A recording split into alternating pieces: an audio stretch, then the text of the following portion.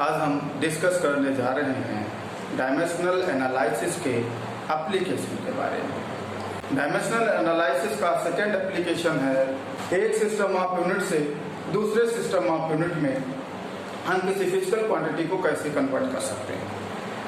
तो इसमें एक इम्पॉर्टेंट कॉन्सेप्ट है जो मैं मेजरमेंट में डिस्कस कर चुका हूँ। वो इम्पोर्टेंट कॉन्सेप्ट था कि कोई फिजिकल क्वांटिटी है, उस फिजिकल क्वांटिटी का जो अमाउंट Q होगा वो N1 U1 और ये इक्वल टू N2 U2 होगा। ये हम मेजरमेंट में डिस्कस कर चुके हैं। कोई फिजिकल क्वांटिटी Q है और पहले सिस्टम में उसकी यूनिट U1 है और न्यूमेरिकल वैल्यू N1 है, और दूसरे सिस्टम ऑफ यूनिट में उसकी यूनिट U2 है और न्यूमेरिकल वैल्यू N2 है। तो हमने वहाँ डिस्कस किया था, ये बातें कर हो चुकी हैं कि जो Q होगा वो N1 U1 भी होगा और N2 U2 भी होगा। ठीक, तो ये मेजरमेंट वाले लेक्चर में आप देख सकते हैं, उसको जो है उस वीडियो को आप देख सकते हैं और वहाँ पर ये डिस्कस किया जा चुका है। अब किसी भी सिस्टम में हम यूनिट कैसे लिखते हैं ये हम बता चुके हैं।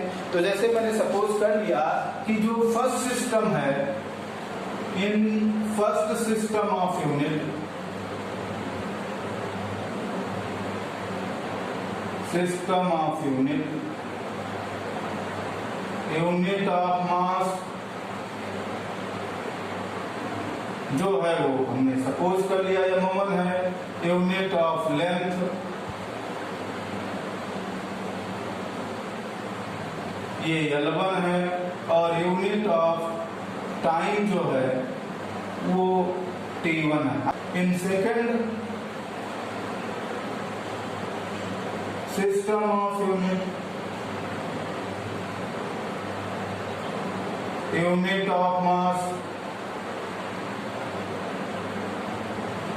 वो है M2, यूनिट ऑफ लेंथ वो है L2 और यूनिट ऑफ टाइम ये है T2। हमने अपनी तरफ से कंसीडर कर लिया कि पहले सिस्टम ऑफ यूनिट में मास की यूनिट M1, लेंथ की L1, टाइम की T1, और दूसरे सिस्टम ऑफ यूनिट में मास की यूनिट M2, लेंथ की L2 और टाइम की T2। ये हमने अपनी तरफ से कंसीडर कर लिया और ये भी कंसीडर कर लिया कि जो डायमेंशन फॉर्मूला है वो Q का है, वो ये है दी डायमेंशन फॉर्मूला।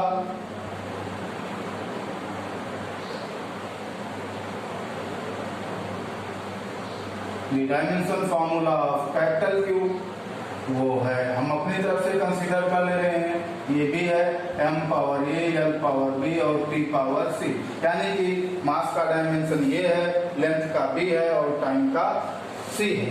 तो ऐसे में U1 हम अभी कैसे लिखें, तो U1 जो होगा उसे हम लिख सकते हैं, U1 को लिख सकते हैं U1 इक्वल टू जो U1 होगा फर्स्ट सिस्टम ऑफ यूनिट में जो यूनिट होगी वो क्या होगा। U1 को हम इसी से लिख दें, फर्स्ट सिस्टम में मास की unit M1 power A, length की यूनिट L1 पावर B और टाइम की यूनिट T1 पावर C।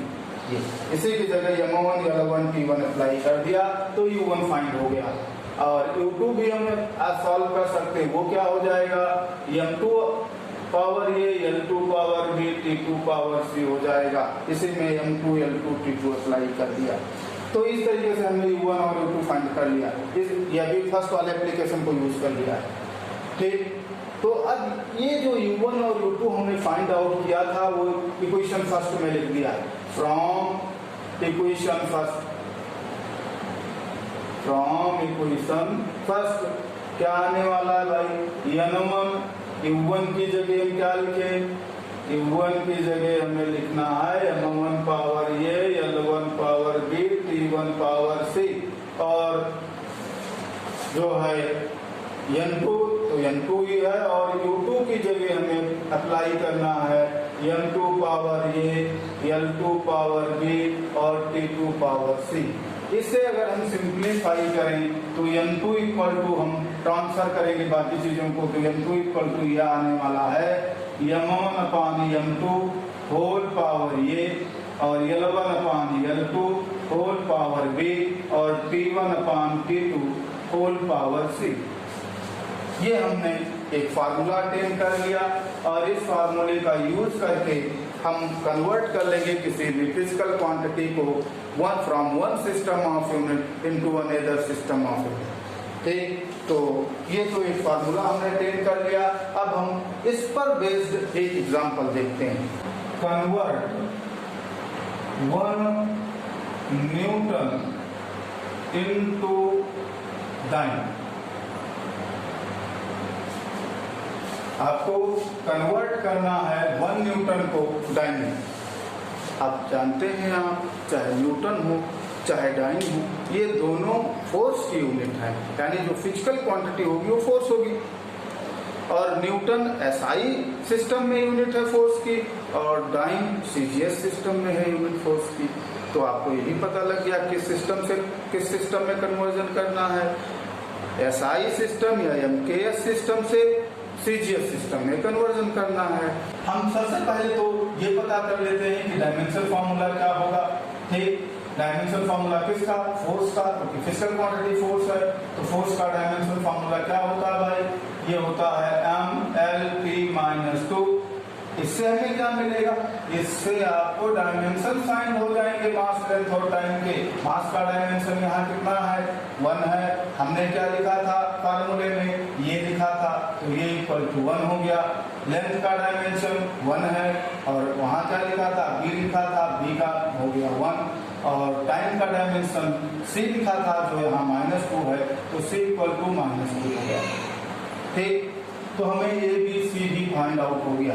और फिजिकल क्वांटिटी हमारी फोर्स है और फोर्स कितना है? फर्स्ट सिस्टम में 1 न्यूटन है और सेकंड सिस्टम में हमें पता नहीं है, ये n2 कह सकते हैं, हमें पता नहीं तो हमने n2 कह दिया। और डाइन यूनिट तो हमें बताया ही गया है, ये इक्वेशन से फर्स्ट हो गया। फोर्स जो था पहले सिस्टम में तो 1 न्यूटन था, दूसरे सिस्टम में क्या होगा ये हमें पता नहीं है, तो हमने n2 सपोज कर लिया, यूनिट तो डाइन लेना ही है। तो ये हो गया क्लियर। अब n2 इक्वल टू जो फार्मूला था वो हम अप्लाई कर लेते हैं, लेकिन सबसे पहले फर्स्ट एग्जांपल है इसलिए हम लिख देते हैं। जो है m1 को हमें क्या लेना है भाई?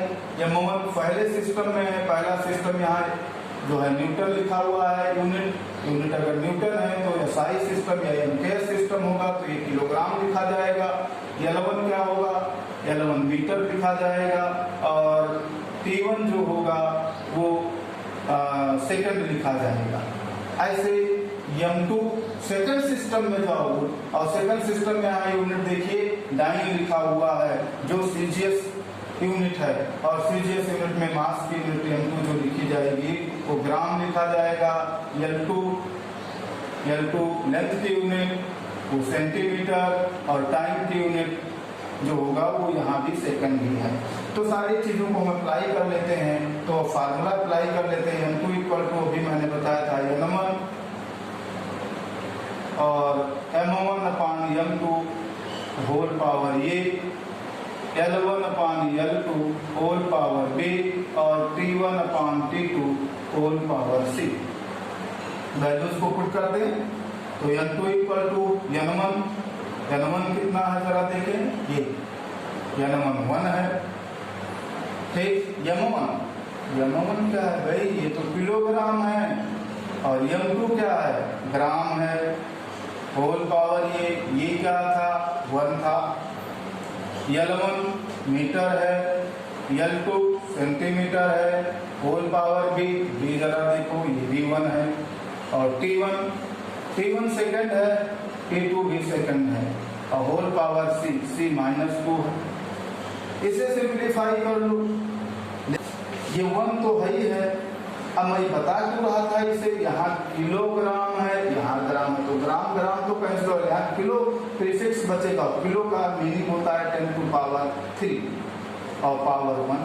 यहाँ मीटर है, यहाँ सेंटीमीटर है, सेंटी का मतलब मीनिंग होता है 10 टू पावर -2। मीटर कैंसिल होगा, क्या बचेगा? 1/10 टू पावर -2 और होल पावर 1। सेकंड कैंसिल हो गया, यानी 1 पावर -2, 1 का होल पावर -2 ये हो जाएगा। अब इसे सिंप्लीफाई कर लो तो n2 इक्वल टू, फिर तो हमको यहाँ से जो मिलने वाला है n2 इक्वल टू, यहाँ देखिए 10 टू पावर 3 और ये न्यूमरेटर में आएगा, पावर प्लस में हो जाएगा, तो ये यहाँ से आया 10 टू पावर 3 और यहाँ से आएगा 10 टू पावर 2, तो ये हो गया 10 टू पावर 5, यानी n2 हमने फाइंड आउट कर लिया। n2 की जो वैल्यू होगी वो 10 टू पावर 5 होगी। तो अब हम इस इक्वेशन फर्स्ट में ये सारी वैल्यूज पुट कर देते हैं फ्रॉम इक्वेशन फर्स्ट, और वही आंसर हो जाएगा। इक्वेशन फर्स्ट क्या था, जो फोर्स होगा वो 1 न्यूटन पहले सिस्टम में था और दूसरे सिस्टम में n2 कितना आ गया 10 टू पावर 5 डाइन था, तो 10 टू पावर 5 डाइन। ये कई जगह यूज होगा, इसको लर्न भी करिए, करके रखिए कि 1 न्यूटन जो होता है वो 10 टू पावर 5 डाइन के ऊपर होता है।